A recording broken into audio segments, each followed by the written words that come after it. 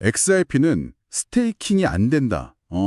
아마 XRP에 대해 조금이라도 아시는 분들이라면 이 말 정말 귀에 못이 박히도록 들으셨을 겁니다. 네, 거의 공식이었죠. 네, 그냥 오래 들고 있는 거 말고는 딱히 수익 낼 방법이 없다는 게 거의 뭐 정설처럼 굳어져 있었잖아요. 그런데 말이죠. 이제 그 공식이 완전히 깨지고 있습니다.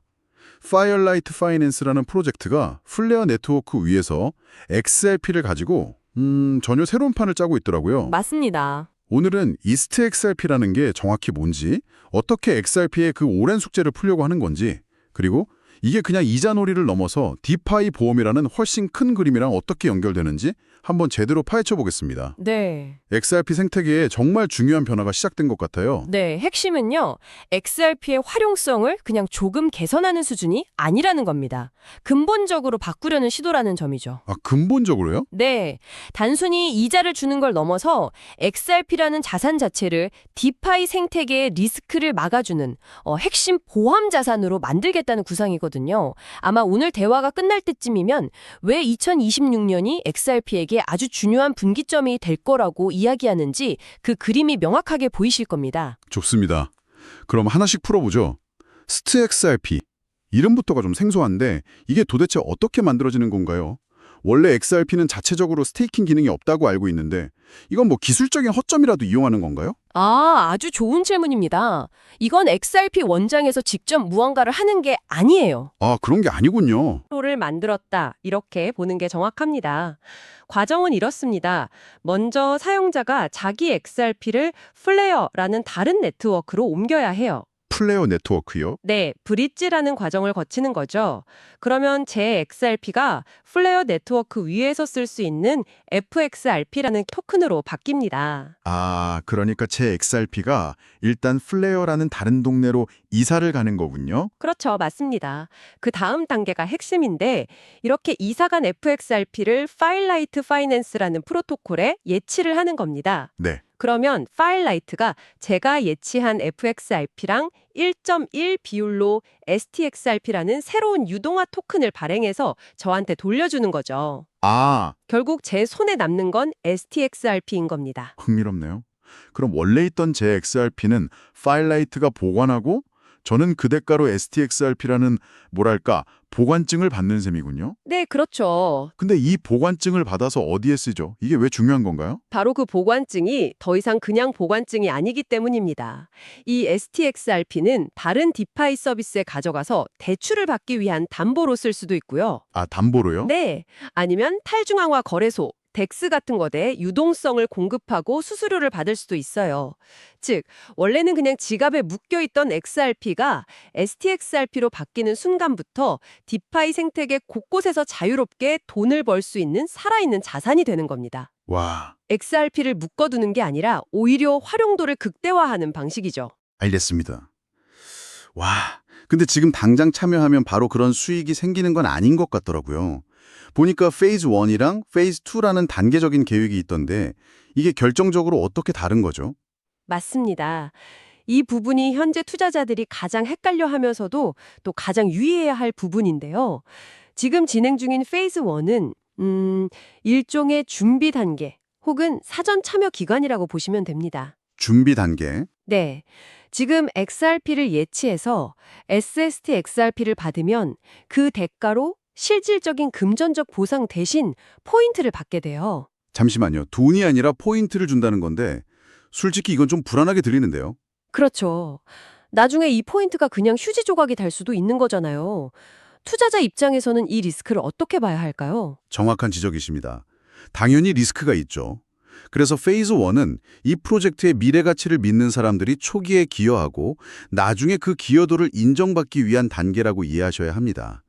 진짜 게임은 2026년 초로 예정된 페이즈 2부터 시작됩니다. 아, 페이즈 2부터가 진짜군요. 네, 여기가 이 프로젝트의 본 게임이에요. 이때부터 우리가 계속 이야기할 디파이 보험 모델이 본격적으로 가동되거든요. 아하, 그러니까 페이즈 2부터 실제 비즈니스가 시작된다는 거군요. 그렇습니다.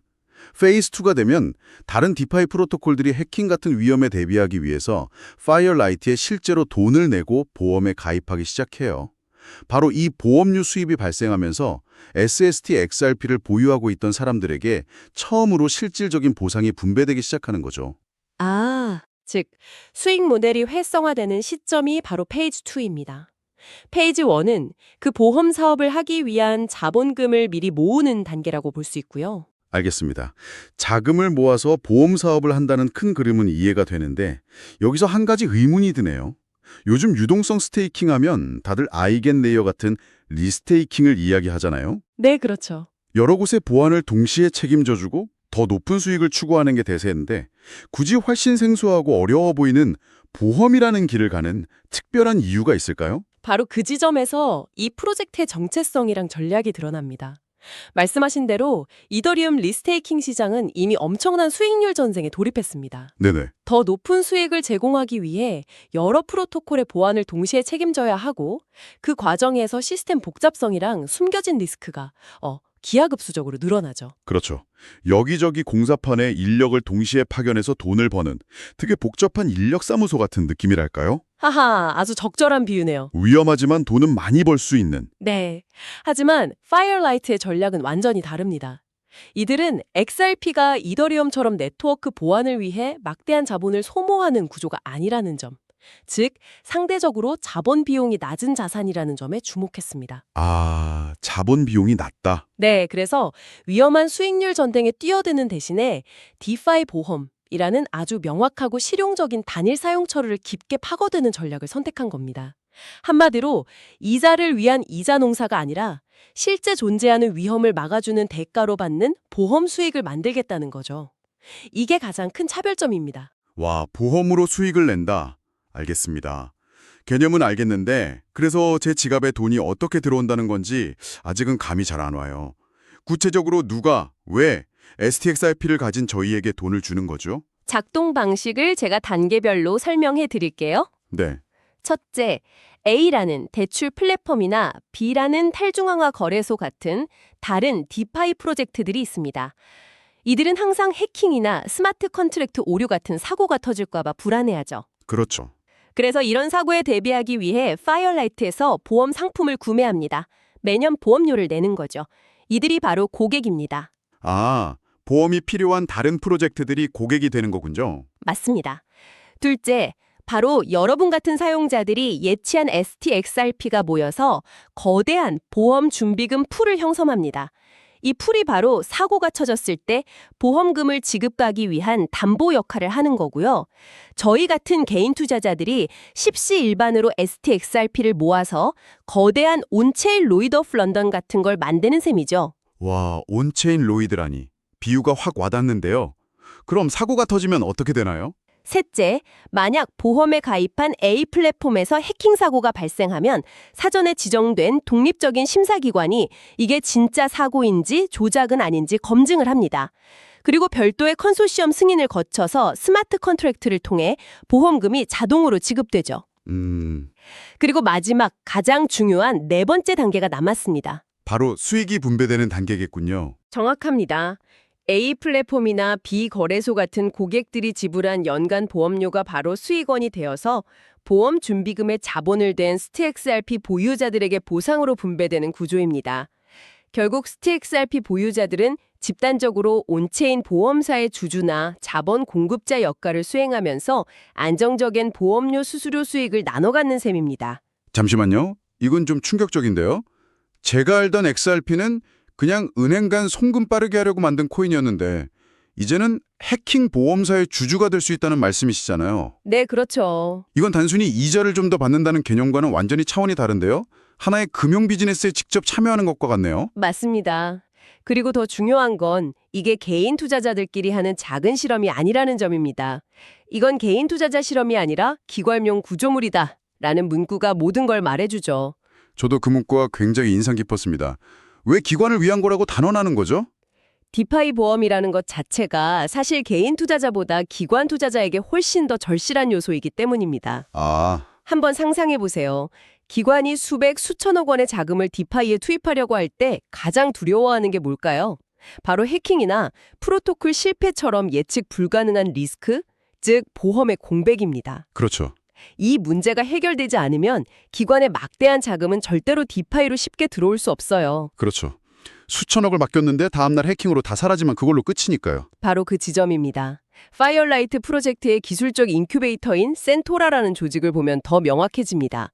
센토라는 기관을 대상으로 리스크를 분석하고 관리해주는 전문 조직인 인터드블록과 트리던트가 합병해서 만들어진 곳이에요. 원래 그런 일을 하던 곳들이군요. 네, 태생부터가 기관을 타겟으로 하고 있다는 의미죠. 개인들의 작은 돈을 모으는 것보다 기관들이 안심하고 거액의 자금을 예치하고 활용할 수 있는 인프라를 구축하는 데 초점을 맞추고 있습니다. 리플의 지원도 언급되던데 이것도 같은 맥락으로 볼 수 있겠군요. 그렇습니다. 리플 입장에서도 XRP 생태계를 단순히 빠른 송금 코인이라는 틀에 가둬두고 싶지 않을 겁니다. 기관들이 실제로 활용할 수 있는 디파이 인프라 자산으로 확장하려는 전략적 의도가 깔려 있다고 봐야죠. 기관들이 XRP를 활용해서 디파이 보험 시장에 안전하게 참여할 수 있는 길을 열어주는 거니까요. 그렇다면 이 모든 것이 계획대로 착착 진행됐을 때 XRP의 위상은 구체적으로 어떻게 달라질까요? 송금 코인이라는 이미지가 워낙 강한데요. 만약 이 모델이 시장에 성공적으로 안착한다면 XRP는 완전히 새로운 세 가지 정체성을 갖게 될 겁니다. 첫째, 말씀드렸던 수익형 자산입니다. 네. 더 이상 그냥 보유만 하는 자산이 아니라 가만히 있어도 보험료 수익을 기대할 수 있는 자산이 되는 거죠. 이것만으로도 기존과는 완전히 다른 자산이 됩니다. 둘째는 어떤 건가요? 둘째, 보험 담보 자산입니다. 이게 더 중요한데요. 디파이 생태계 전체의 리스크를 막아주는 핵심 담보물 역할을 하게 되는 겁니다. 와, 예를 들어 이더리움이 디파이의 기축통화나 운영체제 역할을 한다면 XRP는 디파이 세계의 안전장치 혹은 보증수표 같은 역할을 맡게 될 수도 있는 거죠. 안전장치. 그리고 마지막 셋째는 당연히 기관형 디파이 자산이고요. 기관들이 안심하고 대규모 자금을 운용할 수 있는 인프라를 갖추게 되는 것이죠. 한마디로 송금 토큰이라는 꼬리표를 떼고 디파이의 핵심 인프라 자산으로 재평가될 가능성이 열리는 겁니다. 듣기만 해도 정말 엄청난 변화네요. 하지만 세상에 공짜 점심은 없잖아요. 이 거대한 온체인 보험사가 성공하려면 결국 고객, 그러니까 보험료를 낼 디파이 프로젝트들이 줄을 서야 하는 거 아닌가요? 네. 아무도 보험에 가입하지 않으면 그냥 다 같이 모여서 기다리기만 하는 거잖아요. 이게 가장 큰 허들 아닐까요? 네, 정확히 핵심을 짚으셨습니다. 가장 큰 변수이자 리스크는 바로 보험 채택률입니다. 이 모델의 성패는 여기에 달려 있다고 해도 과언이 아니에요. 그렇죠. 과연 얼마나 많은 디파이 프로토콜이 실제로 돈을 내고 파이어라이트의 보험에 가입할 것인가? 이 수요가 없다면 보험료 수익 자체가 발생하지 않으니 아무리 좋은 시스템이라도 수익 모델 자체가 성립하지 않죠. SXRP 보유자들은 아무런 수익도 얻지 못하고 시간만 보내게 되는 거군요. 그렇죠. 또 하나의 중요한 시험대가 남아 있습니다. 2026 페이즈 2가 시작된 후에 첫 번째 대규모 보험금 지급 사고가 발생했을 때 시스템이 얼마나 안정적이고 투명하게 작동하는지를 시장이 지켜볼 겁니다. 아, 신뢰도의 문제군요. 네. 만약 이때 보험금 지급이 지연되거나 어떤 문제가 발생하면 시장의 신뢰를 한 번에 잃을 수도 있습니다. 마지막으로 아직 구체적인 기대 수익률이 공개되지 않았다는 점, 그리고 디파이 보험이라는 새로운 분야에 대한 규제 리스크 또한 항상 열려있는 변수라고 봐야 합니다.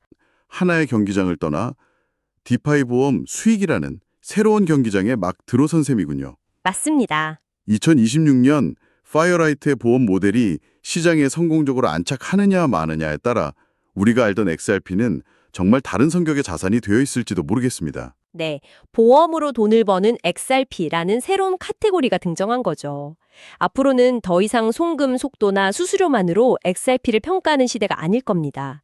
오히려 얼마나 많은 디파이 프로토콜이 XRP 기반 보험을 채택하고 그로 인해 얼마나 안정적인 수익을 창출하는지가 XRP의 가치를 결정하는 훨씬 더 중요한 척도가 될 겁니다. 2026년 XRP는 완전히 다른 성격의 자산이 됩니다.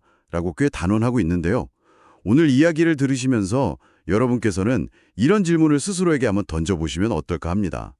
하나의 디지털 자산이 자신의 핵심적인 정체성과 사용처를 이렇게 근본적으로 바꾸려는 시도는 과연 어떤 의미를 가질까요? 그리고 만약 이 거대한 실험이 성공한다면 XRP 외에 또 어떤 자산들이 비슷한 경로를 밟게 될까요? 시청해주셔서 감사합니다.